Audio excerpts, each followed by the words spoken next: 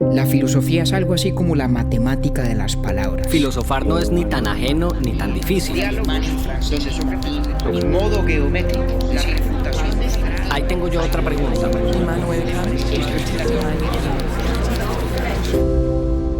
Urbi et Orbi, a la ciudad y al mundo.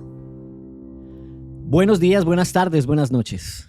Si Hobbes habló sobre la necesidad de un poder absoluto para escapar del caos, John Locke insistió en la necesidad de que el poder público, para ser legítimo, debía ser limitado y sujeto al imperio de la ley. Este filósofo inglés plantea que el poder político se funda en el consentimiento de los gobernados y tiene por fin velar por los derechos que ya ellos tenían incluso en el estado de naturaleza, entre ellos el derecho a la propiedad privada. Para Locke, el pueblo conserva siempre el derecho de revocar el poder que delega, como fideicomiso, a sus gobernantes. La revolución es no solo posible, sino a veces necesaria y legítima. A continuación les presentamos nuestro episodio número 106, John Locke y los límites del poder.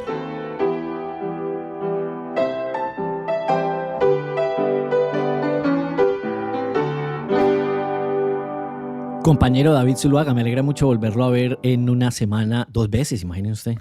Dijimos que nos íbamos a poner al día, estamos aquí en ello.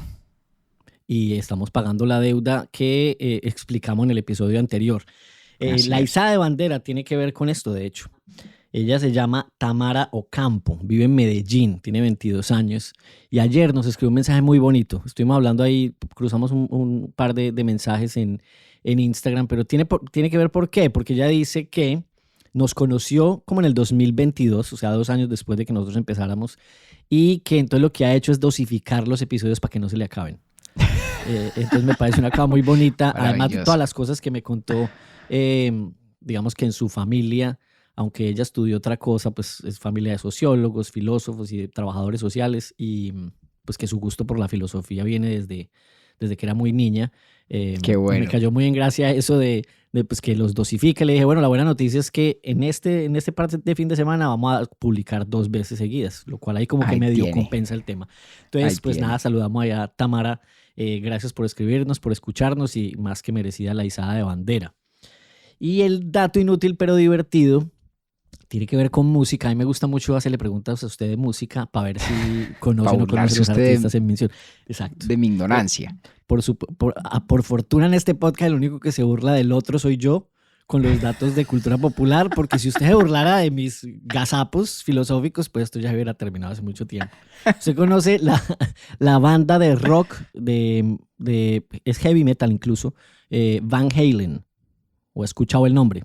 Como dicen en Pensilvania Caldas, la he oído mentar, pero no la distingo. La he oído mentar. Bueno, usted distingue un sencillo que es muy famoso que se llama Jump, que si lo escucha inmediatamente, al menos va a entender la referencia en comerciales o cosas por el estilo. Pues el dato inútil pero divertido tiene que ver con ellos. Resulta que en la década de los 80, cuando más famosos eran en los 90, ellos crearon una cláusula dentro del contrato. ¿Y por qué la crearon? Porque en esa época no había tanto montaje y despliegue de infraestructura en los tours como si hay hoy en día. Entonces Van Halen se caracterizaba por eso, porque necesitaba pues como una infraestructura bastante exigente. Entonces crearon una cláusula que con el tiempo se empezó a llamar la cláusula Van Halen, pero que era que ellos exigían en el contrato que en el camerino hubiera un bowl, un recipiente con M&M's, pero no podía haber ningún M&M de color café o marrón. No fregues. Entonces, ¿Y ¿usted por qué? cree ¿Por que capricho eso? o qué? Entonces, claro, uno dice, ve, esta gente tan excéntrica, o sea, ¿por qué la montan a los pobres M&M's marrones y demás? Pues resulta que el contrato era tan largo y ellos estaban girando tan intensamente que no podían asegurarse que cuando llegaban a un sitio, realmente el empresario hubiera revisado todas las especificaciones técnicas del contrato. A menos Entonces, que hubiera el bowl de M&M's. Exactamente. Entonces, incluso hubo un hecho en Colorado, en el estado de Colorado, que el vocalista llegó al camerino, encontró que había M&M's, pero había M&M's marrones, reventó todo el camerino y demás, se canceló el concierto. Además la clausura era muy explícita diciendo, si encontramos M&M's marrones, cancelamos el show, pero la plata no la devolvemos. Y eso estaba en el contrato. Juepucha.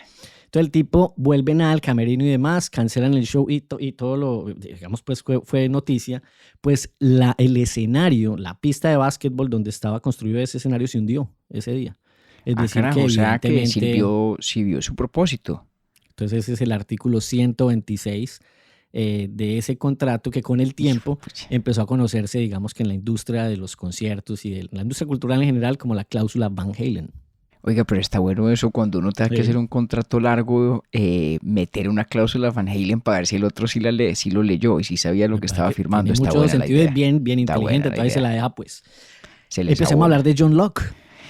A ver, hombre, don John Locke. Bueno, No me enredé tanto, al menos leyéndolo. No. decir. John Locke es una lectura más sencilla que la de Hobbes. Y le voy a preguntar una cosa de entrada.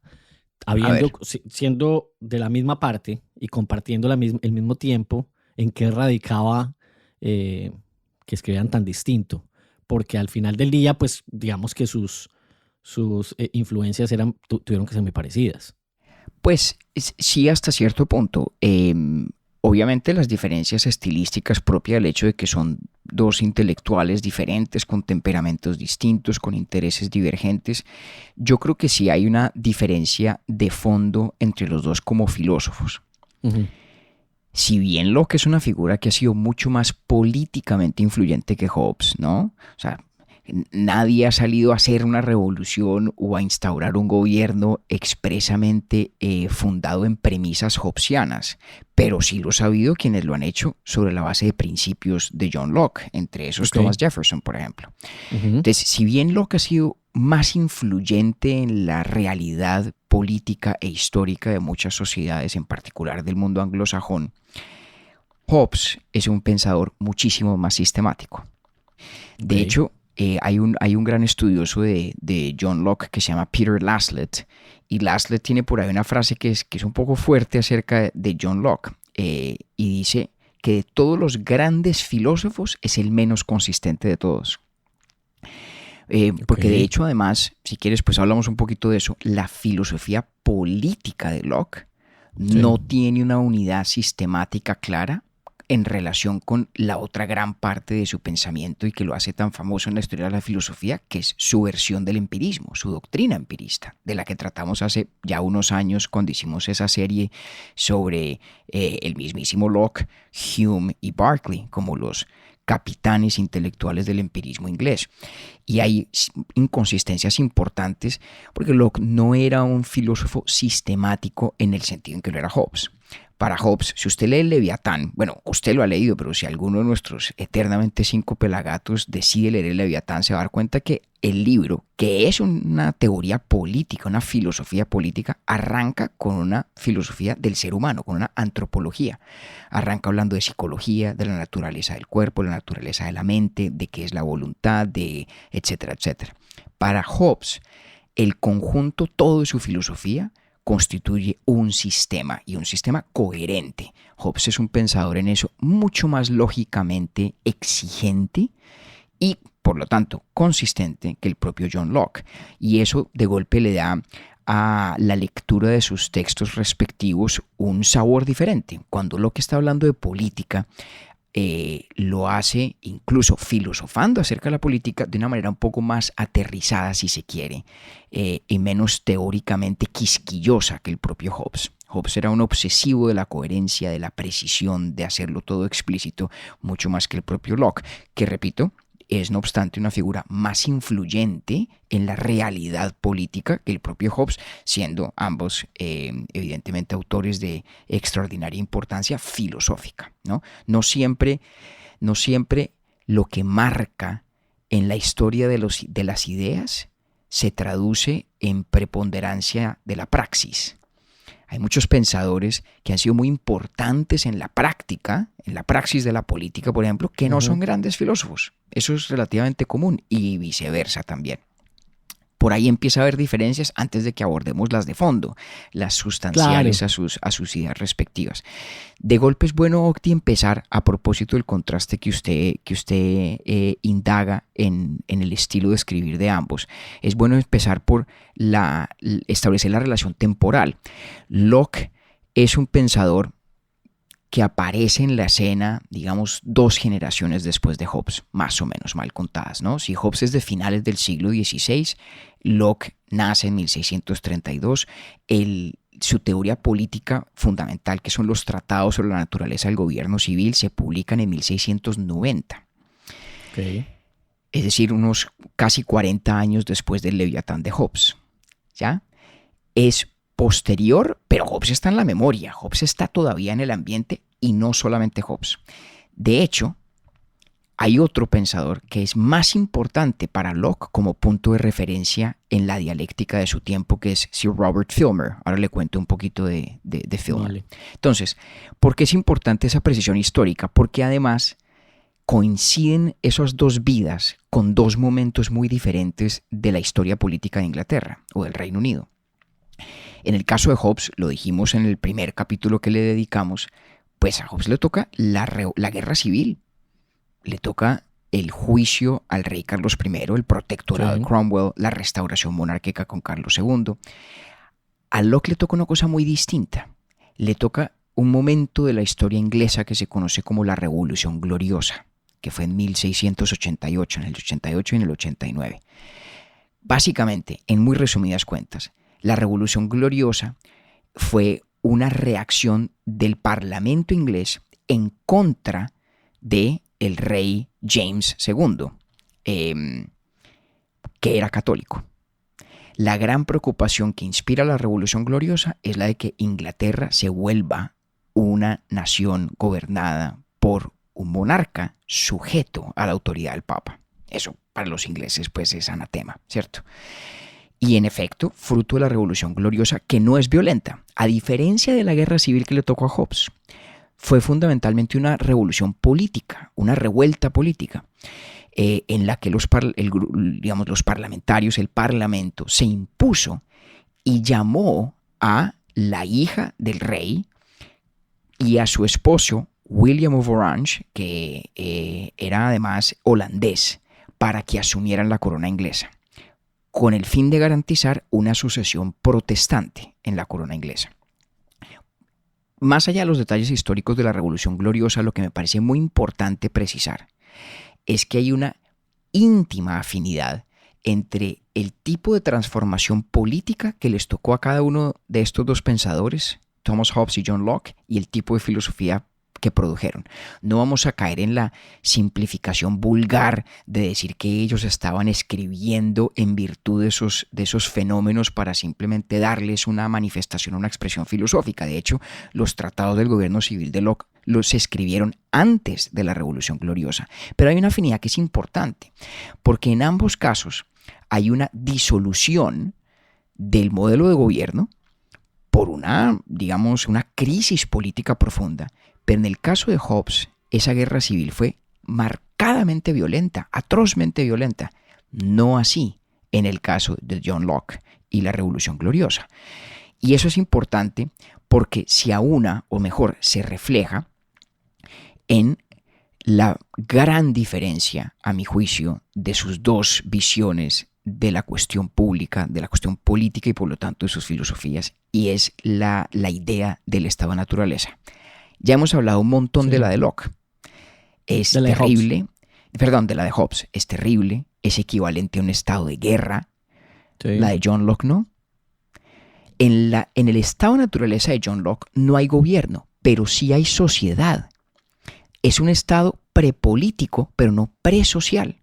Ujú. En el universo del estado de naturaleza de Hobbes no hay cómo hacer nada con otro. No. Lo único que hay es desconfianza, miedo, Posibilidad incertidumbre. constante de conflicto. Exactamente. Y así, ¿qué sociedad puede haber? Por eso, en la frase famosísima, nasty solitary partisan short, con la que Hobbes describe su estado de naturaleza, no podemos olvidarnos el solitary. La gente se acuerda mucho del short y del nasty, ¿no? Y el nasty, Es desagradable y es corta, fruto de la violencia, pero es solitary. No hay manera de hacer sociedad, no así en el caso de John Locke. Locke cree que el estado de naturaleza, al igual que el de Hobbes, es prepolítico, antecede al estado como tal. Pero es un estado social, es un estado donde la gente puede tener vida en sociedad con otros, más o menos funcional, porque además median dos características adicionales. La primera es que en ese estado de la naturaleza de John Locke sí hay una verdadera ley natural que rige y que impera y que es objetiva. Acuérdense que hablamos de cómo en el estado de naturaleza de Hobbes, él dice que hay una ley natural, pero en realidad la ley natural de Hobbes en el estado de naturaleza es mi propio criterio sobre mi conveniencia, mi interés y lo necesario para mi supervivencia. En el estado de naturaleza de John Locke no es así. En el estado de naturaleza de John Locke hay ley natural de verdad. Uno tiene que cumplir sus promesas, uno no mata a la gente porque sí, uno no roba porque sí.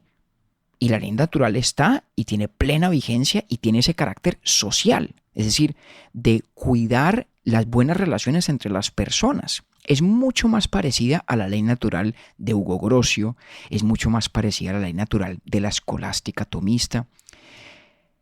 Lo que no hay es una autoridad que pueda interpretar esa ley natural de manera consistente en todos los casos.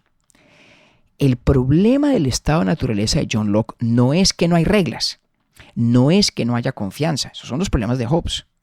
Para Locke el problema es que hay una misma ley natural, objetiva, nos rige a usted y a mí, pero como no hay un juez, entonces nosotros tenemos que hacer valer la ley natural y castigar a los transgresores de la ley natural a partir del juicio que individualmente cada quien hace respecto de esas transgresiones y de esos transgresores.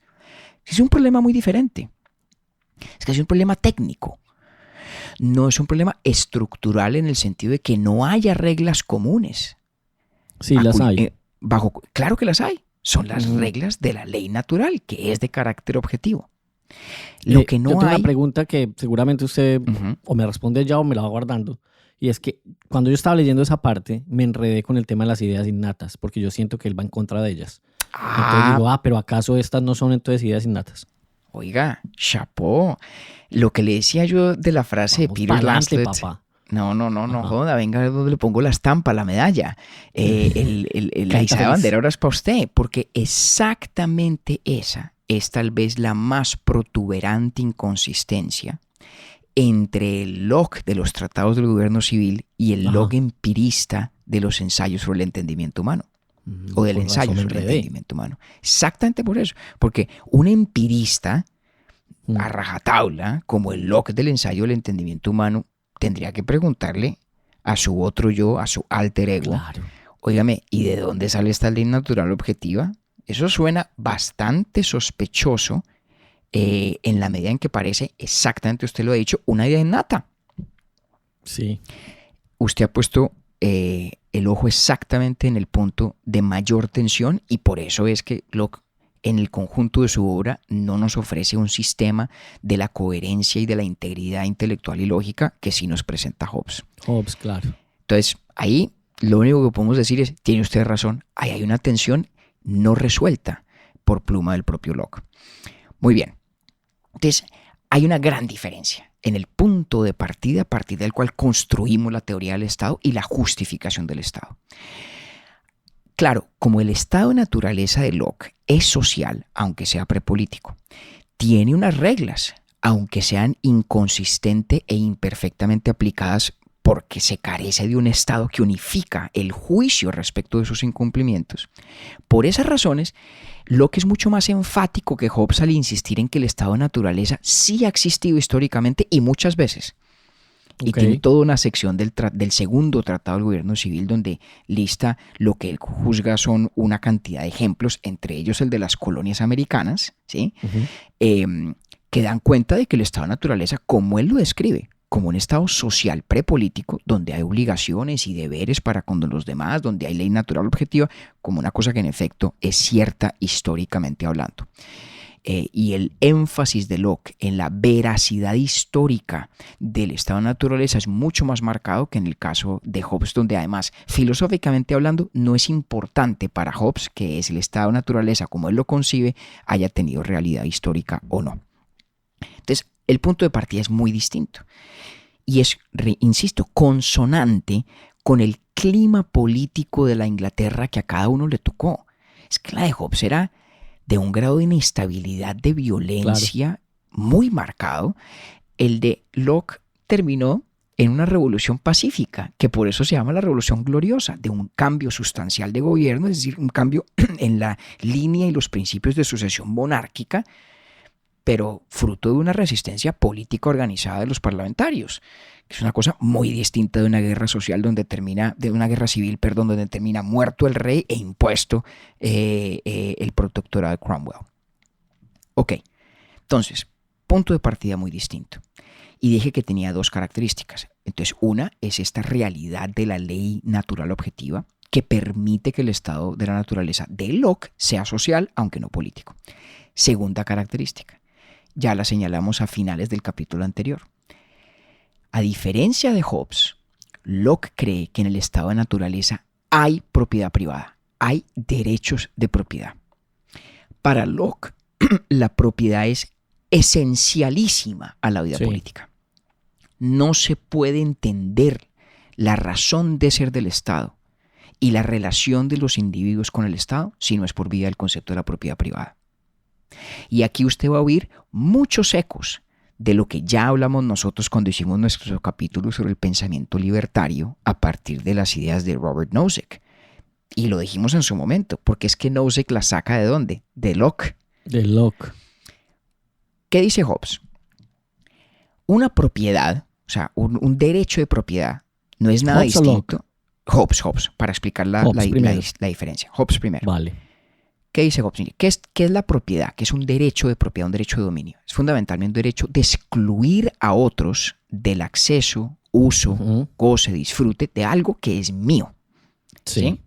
Es decir, mi derecho a la propiedad es inescindible de una cantidad de obligaciones que los otros tienen. Ser yo dueño de algo lo que significa es que todo el mundo, todos los demás están obligados a no inmiscuirse con mi cosa, con mi objeto, con mi propiedad. Eso es lo que significa ser dueño de algo, ¿cierto? Es un derecho mío, pero que tiene una cantidad de obligaciones correlativas, obligaciones de todos los demás. Sí. Pero, dígame usted, ¿es acaso posible que en el estado de naturaleza de Hobbes haya semejantes obligaciones? En el estado de naturaleza de Hobbes, no. Claro que no, porque en el estado de naturaleza de Hobbes lo único que hay es el derecho de cada uno a actuar conforme su juicio privado acerca de su conveniencia y de las necesidades para su supervivencia. Entonces, evidentemente, en el mundo del estado de naturaleza hobbesiano no cabe el derecho de propiedad. Y para Hobbes el derecho de propiedad en consecuencia solamente es posible en virtud de la ley civil dentro del Estado. No hay propiedad antes del Estado. La propiedad se hace posible en virtud del Estado. Para Locke es todo lo contrario. Okay. Locke dice, no. El derecho de propiedad se funda en una relación entre el ser humano y las cosas del mundo y la naturaleza que se materializa sin ningún problema en el estado de naturaleza. Otra cosa es que necesitemos del Estado para poder gozar de manera estable y tranquila de esos derechos que ya son reales antes del Estado. Ojo la diferencia. Para Locke, en el estado de naturaleza, yo tengo derechos de propiedad. Y claro que los demás tienen deberes de respetármela. ¿Deberes fundados en qué? En la ley natural objetiva que allí rige. Lo que no tengo es la tranquilidad, el sosiego, la garantía que me daría la existencia de un único juez, de una única autoridad que le imponga a todo el mundo el mismo criterio para aplicar sus deberes respecto de mi propiedad. Es decir, el Estado para Locke, o sea, lo único que le da el Estado a Locke en función de la propiedad, del derecho a la propiedad, es el arbitrio. El arbitrio digamos, predecible, constante, unívoco respecto de todo el mundo. Unívoco, Exactamente. de acuerdo, claro. Exactamente. Le da a uno como tranquilidad de que se los van a respetar. Pero el derecho como tal está antes del estado natural. Ya está. Exactamente. Ahora, eso le crea loco un problema que no tiene Hobbes. Como para Hobbes, la propiedad surge dentro del marco de la ley civil del Estado. ¿Cómo se adquiere algo? Muy sencillo. Se adquiere según las normas que diga el derecho civil que aplican para la adquisición de un objeto. Claro. Sencillísimo. Creamos el Estado pasa unas leyes o impone unas leyes civiles que dicen la propiedad se adquiere así y asá. ¿Cómo se adquiere la propiedad? Así y asá, dentro del marco del Estado. Hobbes no tiene más problema para explicar el origen de la propiedad. Locke sí. ¿Cómo carajos me hago yo dueño de algo en la naturaleza antes del Estado? Y Locke tiene allí una teoría muy importante, importantísima en la historia del pensamiento. Habrá de jugar un papel importante también en el pensamiento de Karl Marx, por ejemplo, que es la teoría la teoría del trabajo como medio de la adquisición de la propiedad. Locke echa el siguiente cuento en esencia. Yo soy dueño de mí mismo, soy dueño de mi cuerpo, soy por lo tanto dueño de todo aquello que emana de la actividad que yo emprendo con mis manos, para ponerlo pues muy tangible. Y cuando con mis manos le doy forma e intervengo en los objetos de la naturaleza, los hago míos.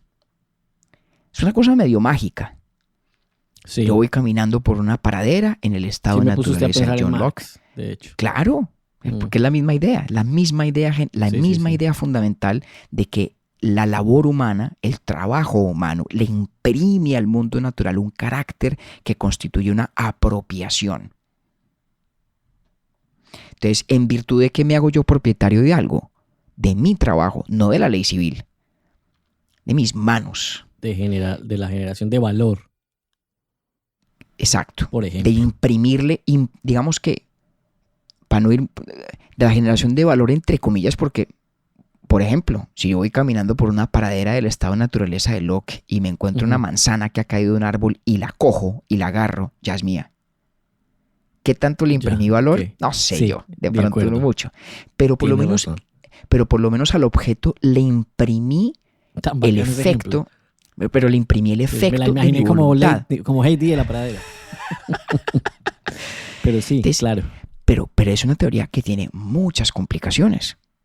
Las tratamos o aludimos a ellas en parte en el contexto de Robert Nozick, que tiene exactamente el mismo problema porque hereda la misma teoría y lo hace expresamente. Nozick no está plagiando a nadie, dice, la mía es una doctrina lockiana. ¿Cuál es el problema?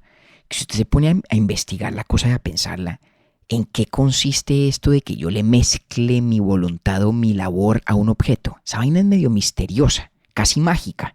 El ejemplo de la manzana es perfecto. Porque claro, si usted se imagina que de pronto usted está haciendo una silla y lo que hace es que siembra un árbol, lo cuida, lo cultiva, lo tala, luego extrae el pedazo de madera, lo ensambla. Esa parece facilísima porque dice, claro, la silla, ahí está su voluntad, ahí está el concepto de la silla que usted tenía. Se parece como el arquetipo del escultor, ¿no? Donde el escultor le imprime la forma de su idea a un objeto. Esa es fácil. Pero ¿y la recogida de la manzana en la pradera? La recogida de la manzana. ¿Qué tanto? O por ejemplo, el que simplemente yo le ponga una cerca alrededor a un pedazo de tierra. No es tan fácil. Y Locke, digamos, no nos vamos a quedar en ese problema, pero reconozcámoslo. En Locke eso es posible. En Locke, claro que es posible. Claro, ahora, Locke el solo hecho de ponerle una cerca a un pedazo de tierra ya es considerado como fruto de mis manos. Porque en efectos prácticos, pues lo es. Exactamente. Ahora, Locke reconoce de entrada un problema que es cierto.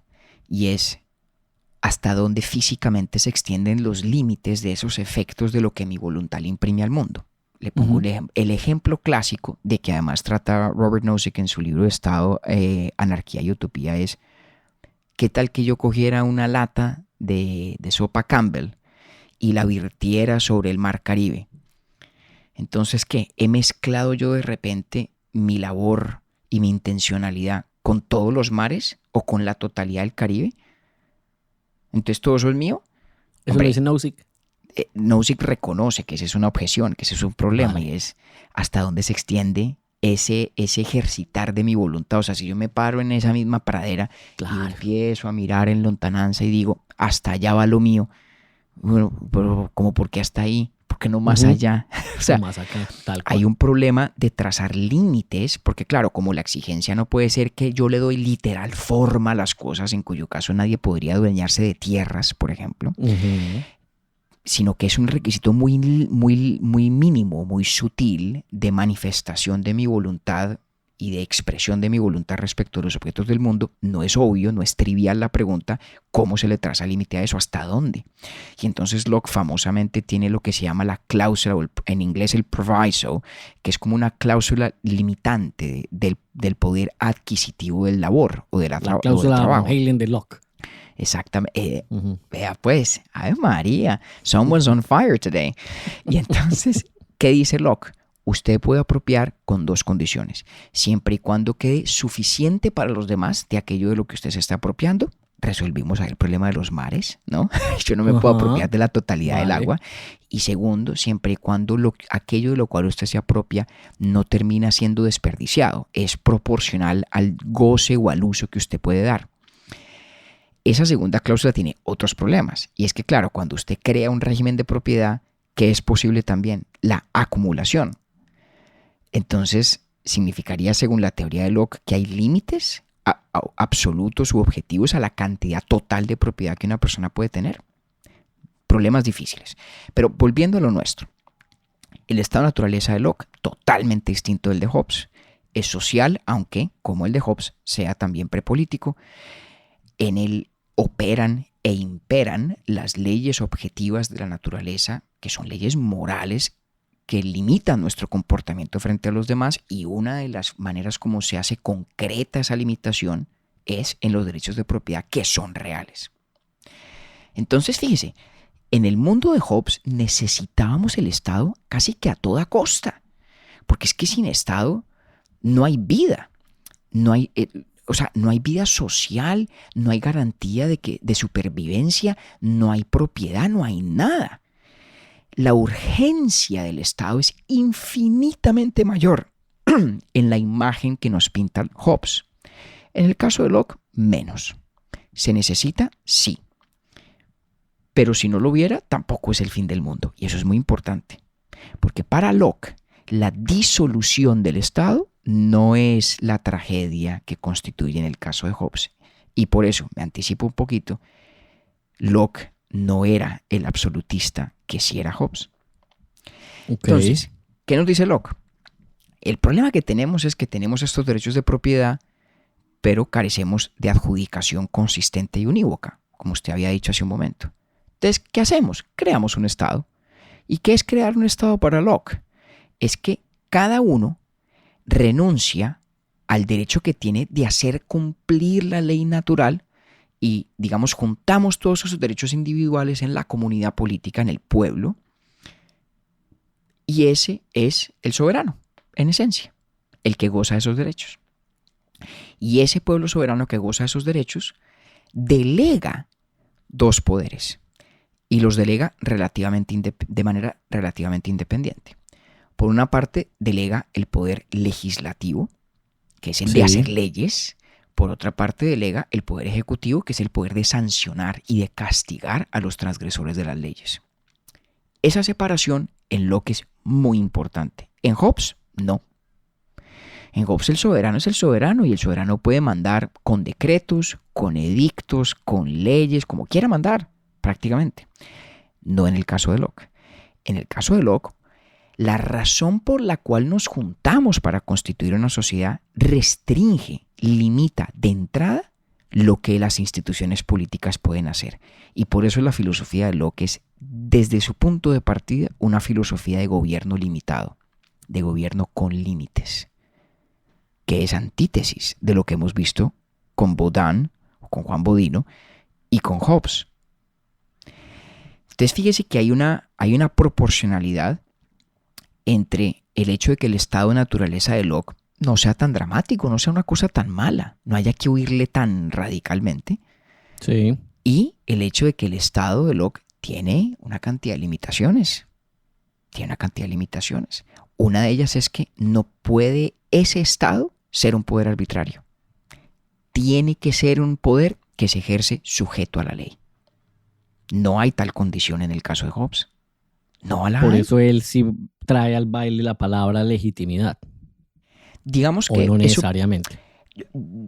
yo no haría demasiado énfasis en eso. ¿Por qué? Porque la de Hobbes es una teoría de la legitimidad también. Ok. Lo que pasa es que aquello que legitima es mucho más amplio o más laxo que lo que Locke legitima.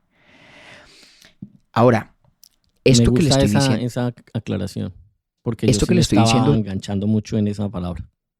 le voy a dar un detalle, digamos, de historia intelectual de por qué es tan importante para Locke hacer énfasis en ese carácter limitado del poder del Estado y de su antiabsolutismo.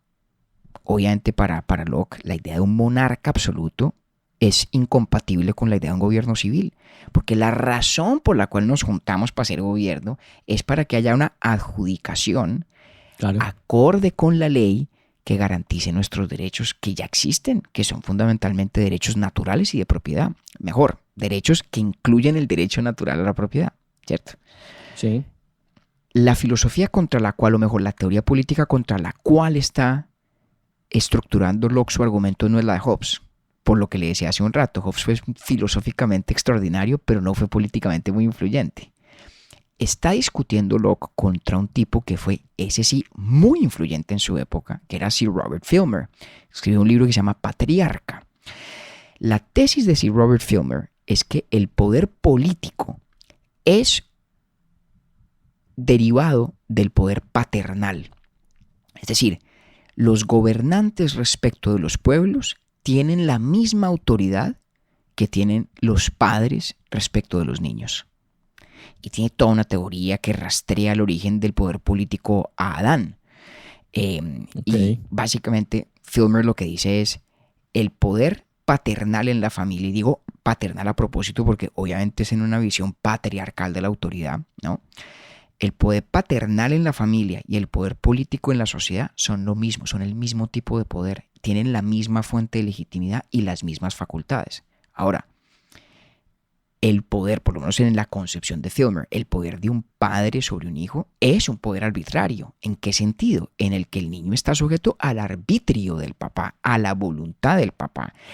El papá no está condicionado, repito, en la concepción de Filmer, por unas reglas pues extrínsecas impuestas y que lo limiten. No, señor. El padre es dominus del niño.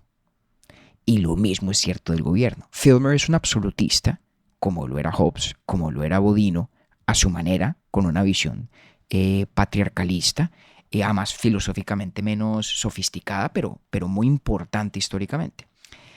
Y contra eso es que se va John Locke. Y tiene un argumento central.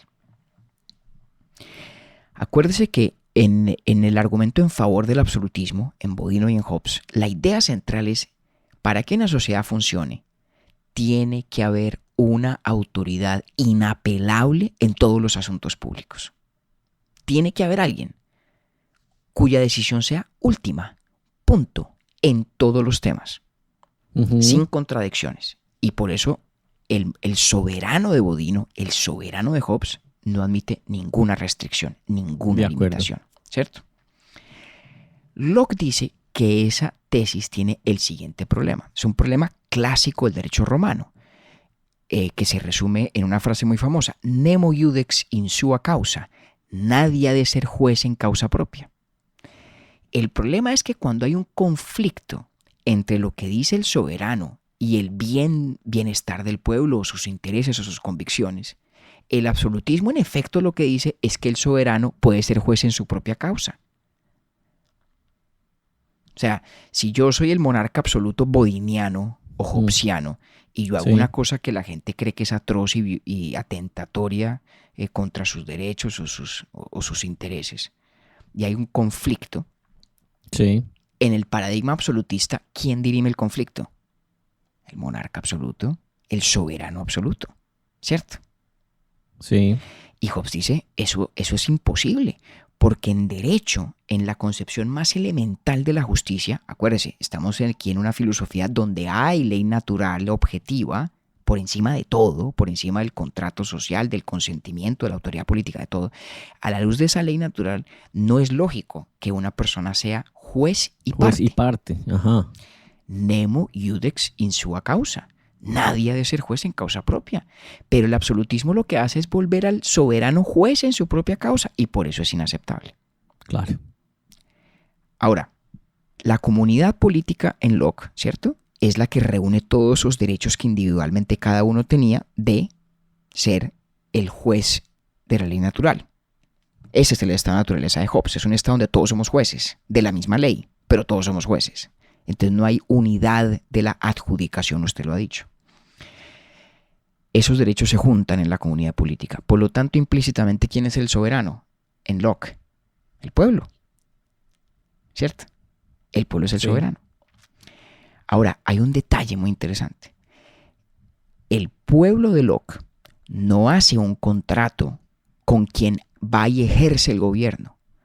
Lo que hace es un fideicomiso. Le entrega ese poder para que lo administre A alguien. pero que lo administre a la luz de sus intereses, de los intereses del que lo entrega. Solo el pueblo que lo administre. es un fideicomiso, Ya. no es un contrato. En un contrato, si usted y yo hacemos un contrato, tiene que ser un tercero el que juzgue. Ajá. El concepto del fideicomiso tiene una diferencia, al menos en el sentido Claro. que lo interpreta Es una Locke. comisión, literal, como la palabra lo indica, de unas funciones determinadas que especifican Perfecto. en el documento, pues. Perfecto. Entonces, En el acuerdo. si yo le entrego a usted una comisión, si usted es mi fideicomisario, ¿quién juzga si usted la ejecutó bien o no? Usted. Exactamente. Mm. Entonces, la gran diferencia es que en el caso del pueblo soberano de Locke, ese pueblo soberano sí puede ser juez en su propia causa cuando el gobierno falla.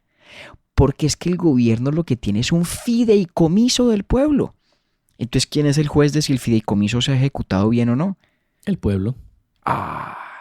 Entonces, fíjese que es una cosa muy sutil pero muy interesante. Además, Octi, Muy. aquí fíjese usted cuántos años después, no más de un siglo después de la vindiquia de contra tiranos, estamos todavía echando mano del derecho romano De acuerdo. en estas concepciones. Entonces, crítica del absolutismo monárquico, ¿no? De la idea del soberano absoluto, pero sobre todo cuando es un monarca. Es que ese absolutismo supone que el monarca es Puede juez y ser parte. juez de su propio caso. Ajá. Exacto. Y eso Locke dice, eso es inaceptable. Hasta ahí llega el absolutismo de Hobbes y de Locke. Pero a la misma vez, es obvio que en la doctrina de Locke sí hay un soberano absoluto. ¿Que es quién? El pueblo. El pueblo. Entonces uno dice, pero un momentico, ¿por qué ese argumento del nemo iudex in sua causa no le aplica también al pueblo como soberano? Sí. No le aplica porque la relación entre el pueblo y el gobierno, entre quien ejerce la autoridad política y el pueblo, de quien se deriva la autoridad política, no es una relación de contrato, es una relación de fideicomiso. Lo que Y además, llama un y trust. atreverme a interpretar, a darle un poquito más de extensión a esa interpretación, y es, aplica también porque el pueblo, siendo el soberano, no es el que ejerce el poder, sino que lo entrega en comisión. Exactamente. Por eso aplica. Exactamente. Hay un concepto aquí de delegación del poder, del ejercicio del poder, que es mucho más radical que en el caso del absolutismo que nos presenta Hobbes. Obviamente, el soberano de Hobbes también puede delegar funciones, obvio, ¿no? El monarca absoluto o de pronto el comité aristocrático que sea el soberano absoluto puede delegarle a otros funciones, ¿correcto? Incluso en la Windiquia lo dice también, ¿no? Eso no tiene problema, pues. Eso no tiene problema, lo del concepto de delegar funciones, eso no tiene ningún misterio. Pero aquí de lo que estamos hablando es de la delegación de la totalidad del ejercicio del gobierno. Eso es diferente. Ajá. Eso es muy diferente. O sea, para Hobbes eso sería absurdo. O sea, un rey que sea Que el delegue soberano todo. absoluto y que lo delega todo, pues no es el soberano. Claro. O sea, se puede delegar Qué en jueguito tan parte, bacano vos. pero no in toto. No se puede delegar en su totalidad. En el caso de Locke sí. En el caso de Locke, en el caso de Hobbes no se puede, correcto. En el caso de Locke sí. En el caso de Locke, el pueblo soberano es una frase que alguna vez yo se la aventé de Richard Talk. Es un soberano dormido. Sí, usted la dijo. Le entrega todo esto al gobierno. Pero retiene lo que podríamos llamar un poder residual. Y es el poder de revocar el fideicomiso. Claro. Entonces la teoría de Locke es una teoría, es así, abiertamente revolucionaria. Claro. Porque es que cuando el absoluto soberano, que es el pueblo, entrega un fideicomiso, al ser un fideicomiso y no un contrato, y por lo tanto puede ese mismo pueblo ahí sí ser juez en su propia causa, ¿no? Ser juez Claro. de si el fideicomiso se ha cumplido de conformidad con sus intereses o no. Le queda ese poder residual de reclamar el poder, de decirle un momentico, revocar la autoridad Claro. del gobierno. El recall es como lo llama Locke, y lo que ocurre es que el poder, dice Locke, devolves, se devuelve, regresa a su fuente originaria, que es el pueblo. ¿Ya? Sí. Y eso es lo que Locke llama, es una frase muy bella, se llama la apelación al cielo, el appeal to heaven.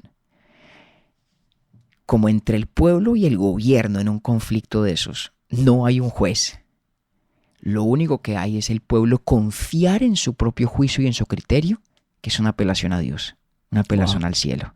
Y ese es el acto de revolución. Y ese es el acto de disolver el gobierno y el Estado. El gobierno, que no Y está para cumpliendo Hobbes, para lo que fue designado. Para Hobbes, eso es la tragedia Claro. máxima. Porque es que eso es devolvernos a un estado de naturaleza, que es un Al estado de estado guerra. naturaleza. Claro. Que es un estado de guerra. Sí, Para Hobbes Locke, diría ¿no? como no, pero usted es valiente, gracias, usted se devolvió para donde estábamos, diría Hobbes. Pero para Locke no. Para Locke eso es una cosa que puede pasar, que es Claro. legítima, que es bueno que pase cuando tiene que pasar. Y entonces fíjese que aquí volvemos al tema de la historia. Todo esto lo escribió Locke antes de la Revolución Gloriosa y fue exactamente lo que pasó o lo que podría uno filosóficamente interpretar ocurrió en la Revolución Gloriosa. Y Locke tenía que haber visto eso como en efecto lo vio porque la vivió al lado del primer Earl of Shaftesbury, a cuya casa estaba muy vinculado Locke.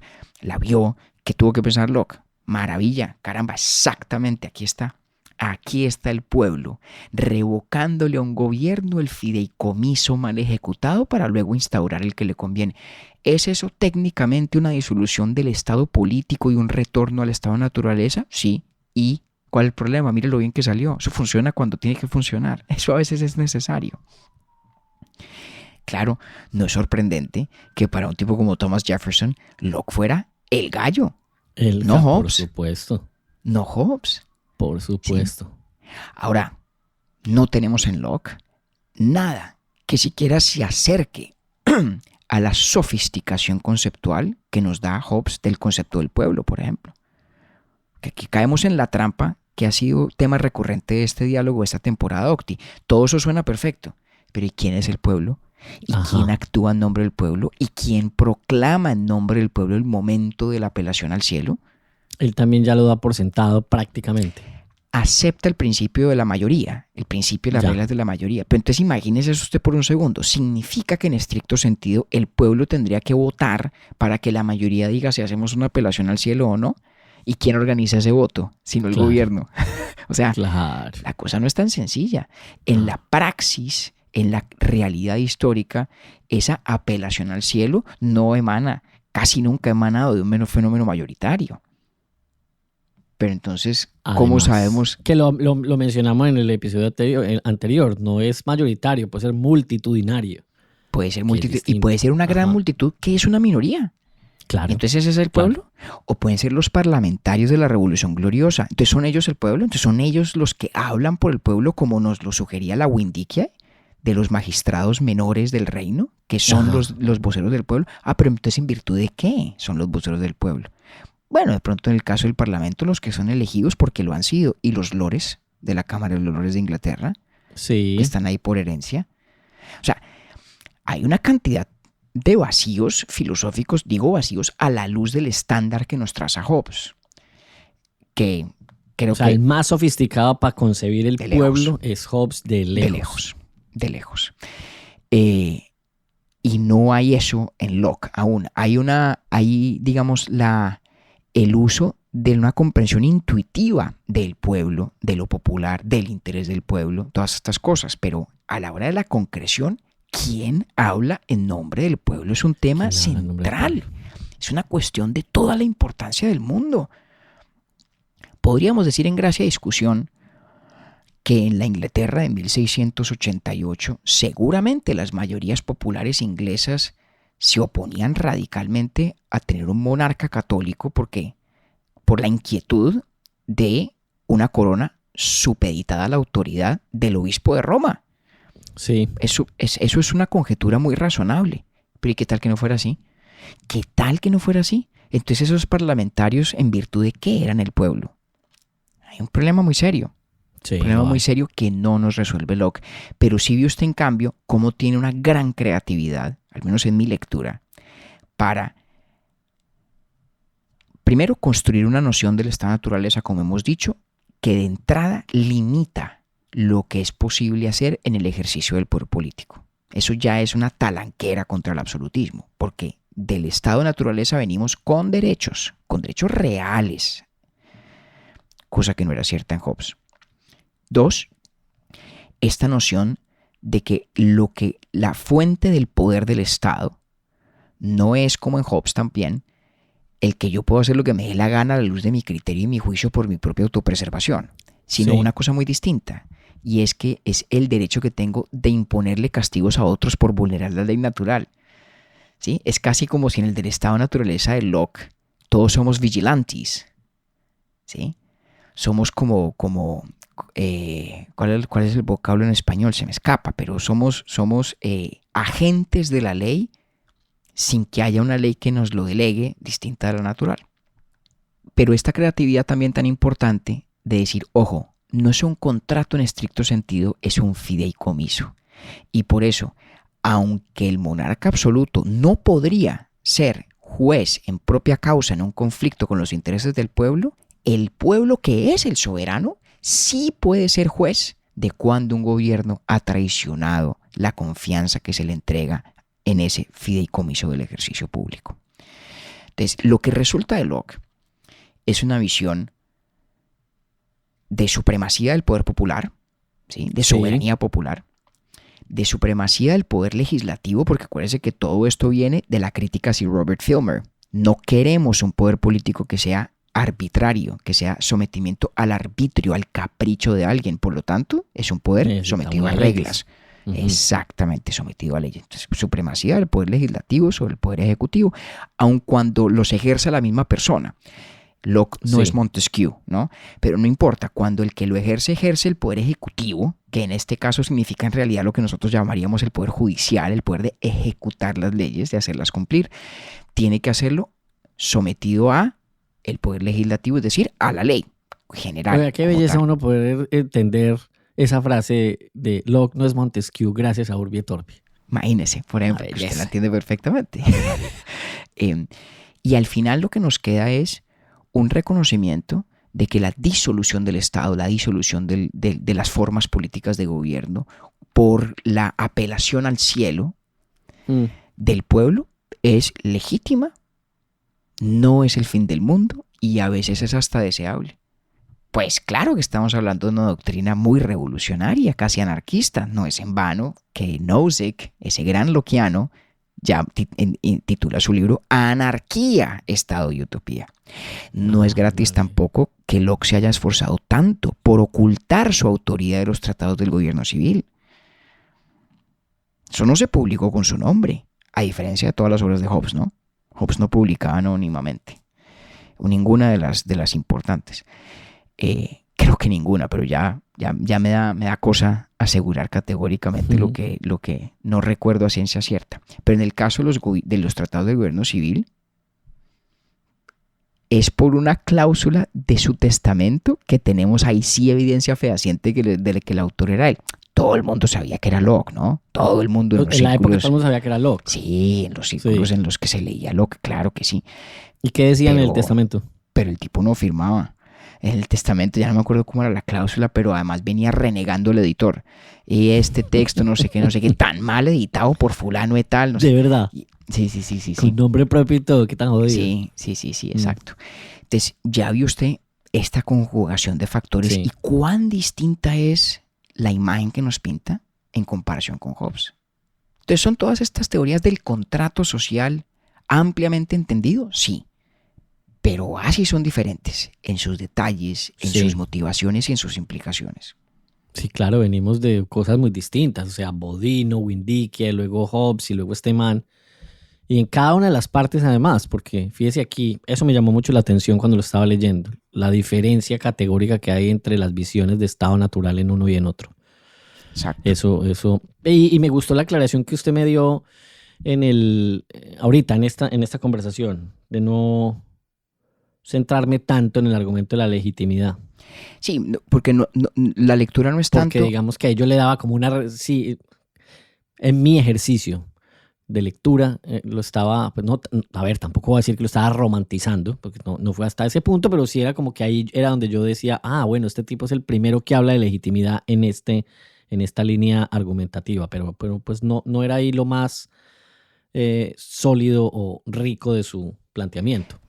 Es que lo importante es que todos nos están ofreciendo una teoría de la legitimidad, Claro. usen o no la palabra. Y el contraste hay que hacerlo Exactamente. no en el uso del vocablo específico, sino en la sustancia de la teoría. Mm.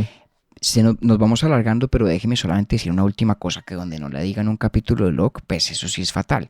Obviamente, en ese momento en el que los individuos del estado de naturaleza constituyen la autoridad política, ¿cómo se hace eso? A través del consentimiento. El consentimiento es esencial en Locke y es Locke uno de los principales teóricos de la idea del consentimiento tácito. La El idea consentimiento de los gobernados, ¿sí o qué? de los gobernados es indispensable. No Sí. hay gobierno legítimo sin consentimiento. Eso pues ya está visto a la luz de todo lo que hemos dicho, que Claro. está perfectamente en el espíritu de lo que ya hemos explicado. Y tal vez lo que vale la pena añadir es que en Locke hay un intento por teorizar el consentimiento tácito, sobre todo a partir de la conducta de un individuo que denota que goza de los privilegios que crea el Estado. La forma por excelencia del consentimiento tácito de Locke es usar y gozar derechos de propiedad. Cuando usted transa con los demás económicamente en el marco de la vida civil, usted lo que está es acogiéndose de facto al amparo y a la protección de un Estado civil. Entonces, Locke es el mismo problema que tenía Hobbes, ¿no? Acuérdese, como ambos creen que el consentimiento, en eso sí tienen un punto en común muy importante. Eso sí es común a toda teoría del contrato social. El Toda consentimiento. noción del contrato social en últimas, porque es una teoría individualista en el sentido de lo que ya hemos hablado en capítulos anteriores, porque se funda en el poder legitimante del individuo y su voluntad respecto de la autoridad política. Todos tienen que darle un lugar importante al consentimiento. Pero tienen diferentes teorías de qué es, qué se requiere, si tiene que ser tácito o explícito, bajo qué condiciones. Locke tiene un estándar obviamente mucho más elevado de lo que significa consentir. Para Locke, el ejemplo que poníamos en el capítulo anterior de su plata o la vida, ¿no? Cuando lo van a atracar, Sí. no es un ejemplo de consentimiento voluntario. Entonces Locke, la teoría lockeana implica, por ejemplo, mucha más libertad migratoria. Implica que una persona tiene que poder salir de la comunidad política donde vive y donde nace para que su aceptación de la vida en esa comunidad política constituya consentimiento tácito, y ese es evidentemente un componente muy importante de la doctrina de Locke. Pero tal vez añado que es a propósito que lo dejo de último y hago énfasis en todo lo demás, porque la riqueza de la visión lockeana no está únicamente, y yo creo no está principalmente en la teoría del consentimiento tácito, sino en toda esta arquitectura del poder, sus orígenes, sus fundamentos, sus limitaciones y las maneras de ejercerlo, que resulta de la doctrina que hemos ido explicando. Bueno, pues sigo yo sin recordar una sola coma del contrato social de Rousseau. Apenas Y voy para para allá allá, pues, vamos en otra 8 vez. días. Claro, ya vamos para allá, pero pucha, es que de verdad no me acuerdo de nada. Ahora lo leí hace Bueno. 20 años, pues. Qué maravilla Y que no ahora completo. tenga la excusa para leerlo. Sí, Releer. es verdad. Me puede pasar como con su tesis doctoral. No la he vuelto a leer, pero yo creo que puedo entender un poquito más. Al cabo de esta temporada de pronto se anima. Dejemos la Exacto. cosa hasta ahí, Octi, para que entremos en punta con Rousseau en 8 días y en 15 días. En 15 días, sí, en 15 días. Oiga, me alegra mucho que hoy hayamos sido 4. Usted y yo y nuestros 2 barros. Los dos tenemos un barrito cada uno. ¿Qué? Qué adolescencia. ¿De Usted qué tiene ahí está como hablando? yo. Yo no. Usted ¿Dónde? no, muévase y verá. Ah, entonces es mi No, pantalla. esto No, es yo sí tengo uno aquí. eso Entonces es su éramos 3. pantalla. No, a mí no me Entonces el que está impute- puberto soy yo. Sí, Bueno, entonces por lo me menos alegra- hoy, por lo menos hoy. Por lo menos hoy, exacto. Bueno, nos vemos entonces en Rousseau. Listo, compañero. Gracias.